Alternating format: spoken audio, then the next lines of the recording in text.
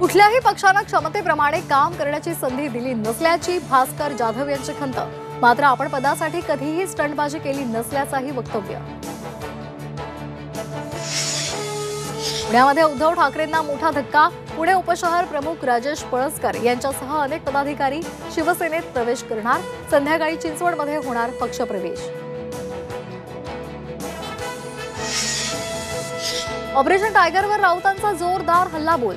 2 तास आमच्या हातामध्ये ईडी सीबीआय द्या। अमित शहाही शिवसेनेमध्ये प्रवेश करतील, राऊतांचं आव्हान। बीड जिल्ह्यात 1 मार्चपर्यंत जिल्हाधिकाऱ्यांकडून मनाई आदेश लागू। मराठा ओबीसी आंदोलनाच्या पार्श्वभूमीवर निर्णय। आदेशाचं उल्लंघन करणाऱ्यांवर कारवाईचा इशारा। फरार आरोपी कृष्णा आंधळेची संपत्ती जप्त होणार। संपत्ती जप्त करण्यासाठी सीआयडीचा अर्ज। संपत्ती जप्तीचे कोर्टाचे आदेश।